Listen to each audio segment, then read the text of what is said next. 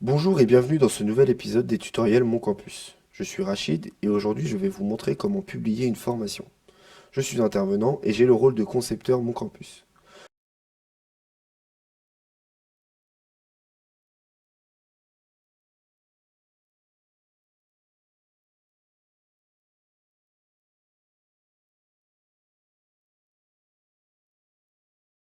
Quand une formation est en mode brouillon, elle n'est pas affichée pour les apprenants. Il faut mettre des activités et ressources à l'intérieur, puis la publier pour qu'elle soit accessible. Je peux cliquer sur Aperçu qui me permet de voir l'aperçu de la formation comme pour un apprenant. Je vérifie que mes modules comportent bien au moins une étape pour pouvoir publier ma formation. Le bouton Publier me permet de rendre ma formation accessible. Si je coche Visible dans le catalogue dans la configuration de ma formation, elle devient accessible et visible par tous dans le catalogue. Les apprenants pourront s'inscrire manuellement sur la formation si je coche cette option.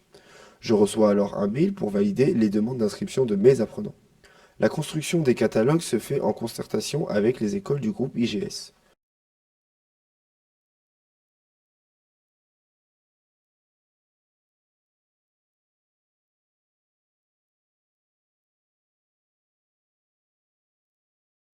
Certaines formations sont créées automatiquement à partir de l'emploi du temps. Dans ce cas, les catégories campus et PF, période de formation, sont renseignées. Les apprenants correspondant à cette PF sont automatiquement inscrits sur la formation quand je clique sur Publier. La formation est alors visible pour mes apprenants qui pourront y accéder via mes formations. La publication rend également mes modules et étapes accessibles pour que je puisse les importer dans d'autres formations. Je ne peux pas importer de modules ni d'étapes d'une formation en mode brouillon. Quand on publie une formation, on arrive sur l'écran de gestion de celle-ci.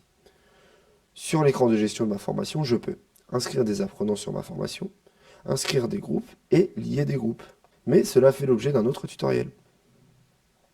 Une fois ma formation publiée, l'affichage des informations dans la liste change. Accessibilité. Invisible indique que ma formation est invisible seulement dans le catalogue.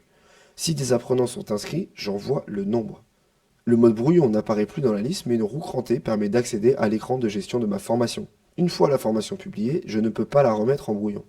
Attention, il ne faut pas mettre à jour une étape s'il y a une progression pédagogique dessus au risque de l'écraser. Mais je peux ajouter des modules et des étapes sur une formation déjà publiée.